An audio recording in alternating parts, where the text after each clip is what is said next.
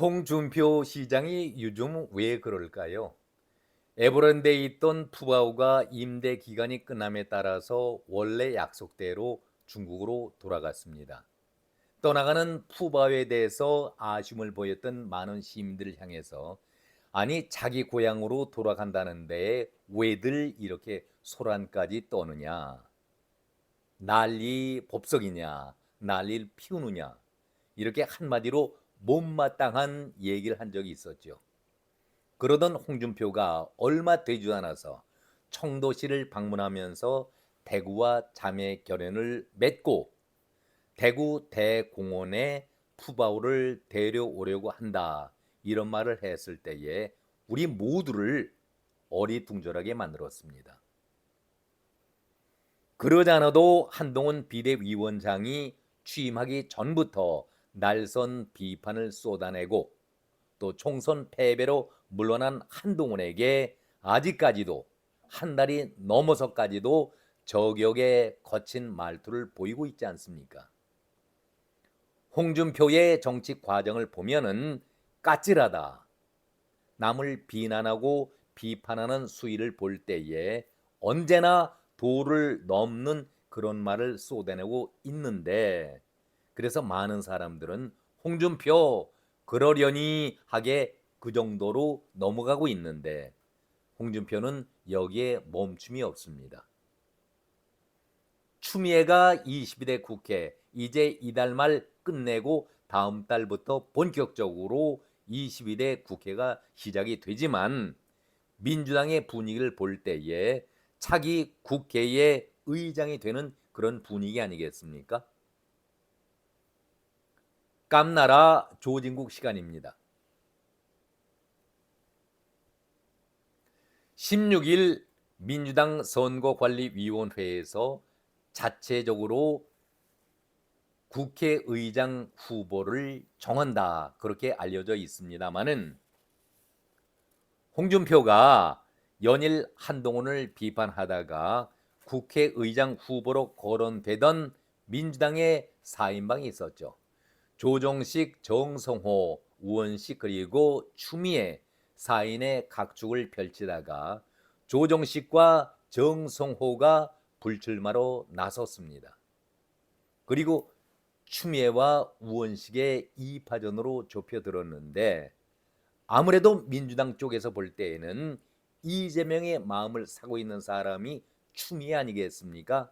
그러다 보니까 자연스럽게 추미애로 굳어지고 있는 그런 분위기에 거의 모두가 다음 국회의 전반기 의장은 추미애다 이렇게 공언을 하고 있는 그런 입장 아니겠습니까?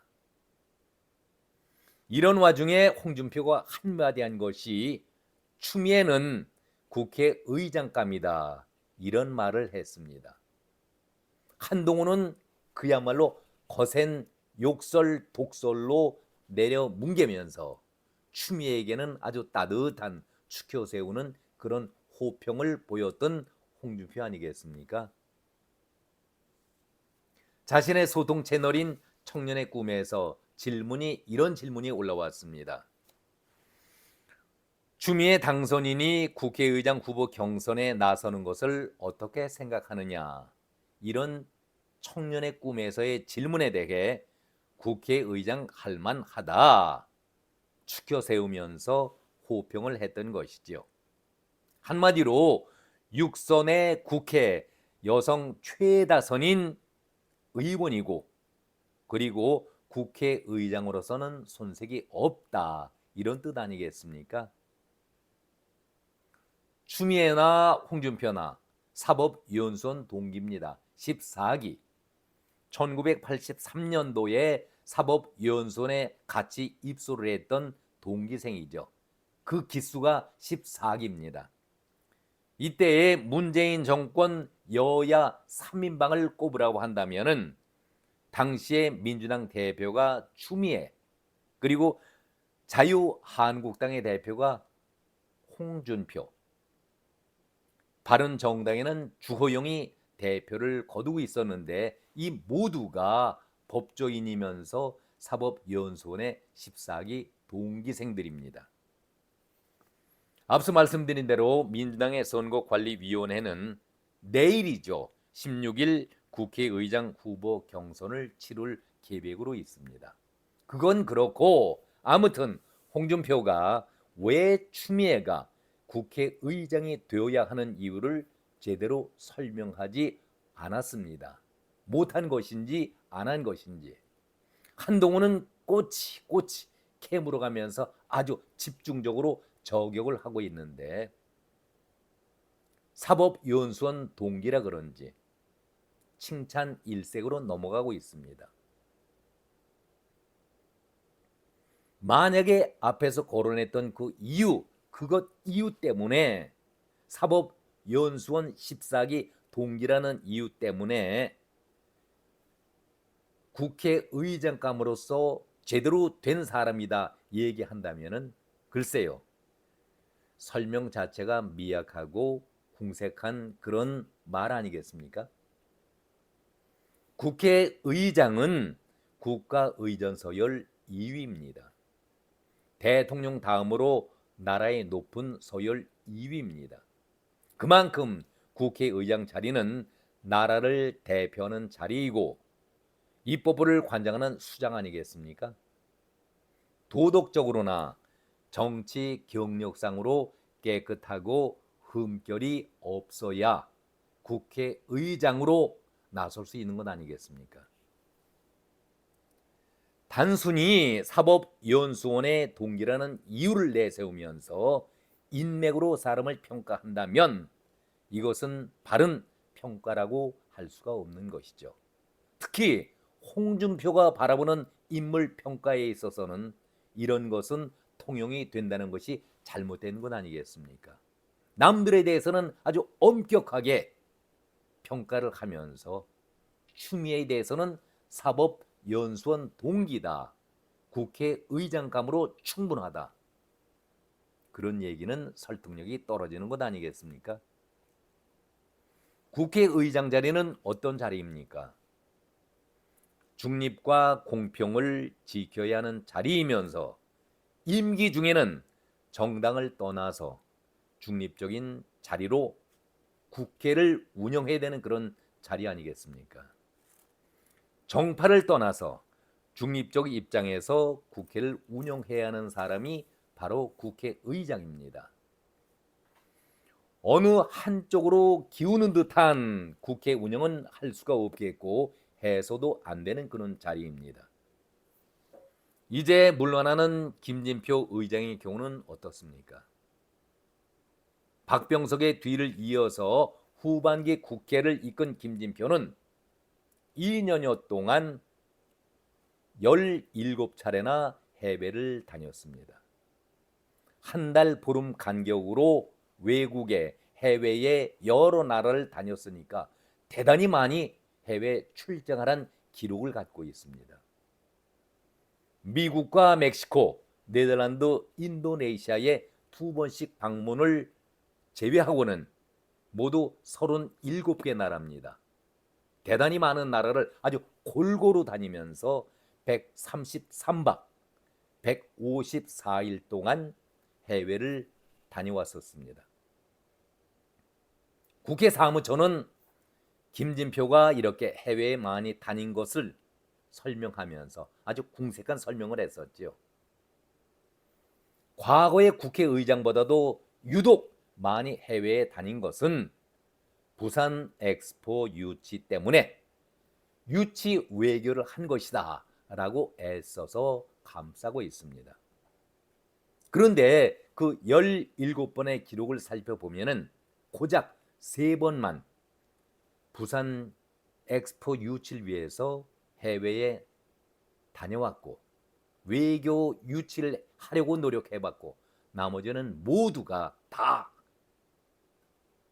글쎄요. 제가 설명드리기가 거북할 정도로 해외 나들이가 잦았던 김진표라 그런 말씀을 드립니다. 내용도 이해하기 어려운 그런 출장 성격을 지니면서 아주 대단히 많게 해외를 누볐던 사람이 김진표였습니다. 물론 국가를 위한 출장이라고 하지만 여기에 나라 돈이 엄청나게 든다는 사실 또한 우리가 간과해서는 안 되겠습니다. 국내적으로도 국가의전 서열 2위이고 예우 차원이라든가 누릴 것은 다 누리는 그런 자리 아니겠습니까? 한마디로 막강한 자리입니다. 그러기에 행동 하나하나가 정말로 민감하게 받아들일 수밖에 없는 그런 위치 아니겠습니까? 여러분들께 한번 여쭤보겠습니다. 우리 국회가 입법으로서의 자신들의 기능을 다하고 있다, 그렇게 생각하고 계십니까? 제 기능을 다하고 있다, 이렇게 생각하고 계십니까? 나중에 한번 기회가 되면은 우리 국회의원들이 누리고 있는 각종 특혜와 특권에 대해서 말씀을 나누도록 하겠습니다.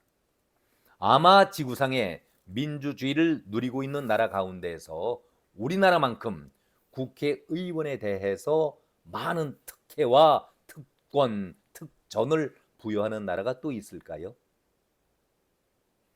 저는 과문해서 그런지 몰라도 아마도 이런 좋은 직업의 국회는 없을 것이다. 이 지구상에 우리나라만큼 국회의원들에 대해서 좋은 조건으로 국회의원들을 섬기고 있는 것이죠, 국민들이.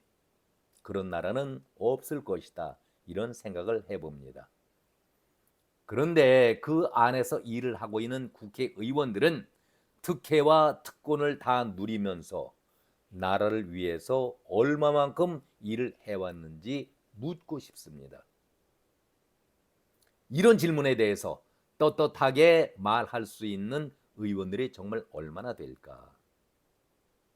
저는 그래서 다음 기회가 되면은 우리 국회의원들에 대한 실태를 한번 집중적으로 여러분과 함께 논의하도록 하겠습니다. 사실상 새로 국회의장을 선출하는 과정만이 남아있죠. 결정이 다 된 상태인데 16일 내일 민주당 선거관리위원회에서 요식 행위만을 남겨놓고 있습니다. 저는 추미애 차기 예정 의장에게 이런 얘기를 한번 물어보고 싶습니다. 묻고 싶은 얘기가 두 가지가 있습니다. 첫째로 아들 군 시절 문제, 그때의 휴가 문제가 제대로 깔끔하게 해결이 되었는지, 둘째로 법카 사용 문제입니다. 김혜경 못지않게 딸을 위해서, 아들을 위해서 사용한 것에 대해서 수사는 어찌 되어가고 있는지 그것을 묻고 싶습니다. 이러한 흠결이 있는 사람이 육선이다, 장관을 했다는 이유 때문에 국회의장이 될 수 있을까? 저는 좀 생각을 달리하고 있습니다. 물론 이러한 문제는 추미애에게만 국한된 문제는 결코 아닙니다. 4명의 후보가 국회의장 후보로 나와서 경선 다툼을 벌이겠다 하다가 곧바로 꼬리 내렸던 사람이 조정식이하고 정성환이겠습니까? 그런데 이 네 사람들이 하는 얘기가 의장 출마 변이 참 묘합니다.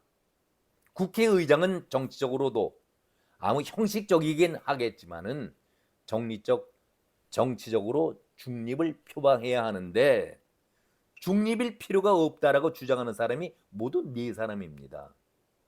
민주당을 위해서 일을 쏟겠다, 일을 하겠다, 이런 얘기를 하고 있지 않습니까? 한마디로 이재명에게 충성을 하겠다. 이것이 출사의 변 아니겠습니까? 한마디로 이재명에게는 충성 맹세 서약을 하겠다, 그런 뜻을 보이고 있는데, 이런 사람이 국회의장이 된다고 한다면 편파 시비는 끊임없이 일어나는 것 아니겠습니까? 물러나는 김진표가 의장 될 때에 한 얘기가 있었죠. 내 몸에는 민주당의 피가 흐르고 있다. 이런 소신을 갖고 출발을 했듯이 이런 편향된 국회 운영을 하지 못하게 중립성을 강조하고 있는데 의장 후보로 나선 사람들 모두가 아주 공개리에 편향성과 편파적인 입장을 드러내고 있습니다. 참 안타까운 일이죠. 이재명은 물론이고 적극 지지하는 사람들을 위한 의장이 되고자 하는 것인지 대한민국의 입법부를 책임지려는 수장인지 저는 헷갈릴 수밖에 없습니다. 이제 다시 홍준표에게 물어보겠습니다. 당신이 생각하고 있는 대한민국의 입법부 수장, 국회의장은 어떤 의장이 되어야 한다고 생각을 하십니까? 어떤 인물이 국회의장으로서 타당하다고 생각을 하시는지. 입법부를 대표하는 수장이 갖춰야 할 자격은 무엇인지 당신에게 물어보고 싶습니다.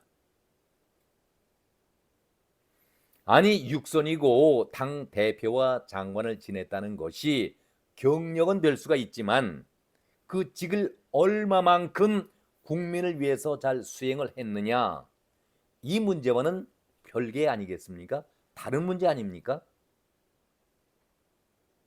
사법연수원 같은 동기이기에 그럴 만한 국회의장감이다? 이것은 개인적인 판단이고 개인적인 평가 아니겠습니까? 이것이 설득력 있는 말이라고 생각하십니까? 외형적인 경력이 그 사람 자체를 평가해 주는 것은 아니다. 저는 그런 생각을 갖고 있습니다. 육선의 의원 개인적으로 볼 때에 영광스럽고 자랑스럽겠지만 본인 스스로가 과연 자랑스럽게 내세울 수 있는 정치적인 자산이 될 수 있는가, 이걸 묻고 싶습니다. 몇 선 선수의 의미보다는 얼마나 정치를 바르고 깨끗하게 해왔는가, 이거 확인하는 것이 더 중요한 것 아닙니까? 홍준표 씨. 장관도 마찬가지입니다. 장관의 이름만을 내걸었을 뿐 장관의 역할을 못하는 사람이 그동안 얼마나 많이 있었습니까? 이렇게 이재명에게 아부를 떨고 있는 민주당에서 공개적으로 추미애를 국회의장으로 사실상 추대하려는 걸 비판하는 의원이 있기 때문에 결론 부분에서 소개해 드리겠습니다. 바로 우상호입니다. 우상호 의원은 사선 중진이지요. 이번 선거에는 출마하지 않았습니다. 우상호는 당 지도부가 이번 국회 전반기 의장으로 추미애를 사실상 추대하기 위해 친 이재명 쪽으로 교통 정리를 한 것을 공개적으로 비판을 했습니다. 우상호 의원은 정성호 조정식이 의장 경선에 출마를 했다가 중도 하차하는 사례를 거론하면서 중간에 포기하는 모양을 보면서 자괴감이 들었다, 이런 표현을 했습니다. 자괴감이 들었다. 어떤 권유를 받아서 중단한 것이라면 심각한 문제라 문제 제기를 했습니다. 뼈아픈 지적이지요. 이것은 다 알려진 사실 아니겠습니까? 대한민국 권력 서열 2위를 당 대표라든가 원내 대표가 결정한다는 것은 뭔가 잘못된 것 같다. 그렇지요. 국회에서 정상적인 논의와 평가를 받아서 의장을 선출하는 것이 올바른 방법 아니겠습니까? 우상호는 이렇게 냉혹하게 비판합니다. 대한민국 국가 권력 서열 2위인 사람을 당대표나 원내대표가 결정한다는 것은 뭔가 잘못된 것 같다. 민주당은 전통적으로 상향식 공천과 당내 민주주의를 중시하는 정당인데 구도를 정리하는 일에 누가 관여하는 것은 적절하지 않다. 누구겠습니까? 누구를 지적하는 얘기겠습니까? 이런 지적을 했습니다. 정말 100번 옳고 정당한 지적이라고 저는 생각을 합니다. 모두가 굽신거리면서 눈치를 보고 있는데 그래도 소신이 있는 중진다운 발언을 듣게 되니까 그래도 더 민주당 안에서 값지고 고맙게 여겨집니다. 오늘은 여기까지입니다. 고맙습니다.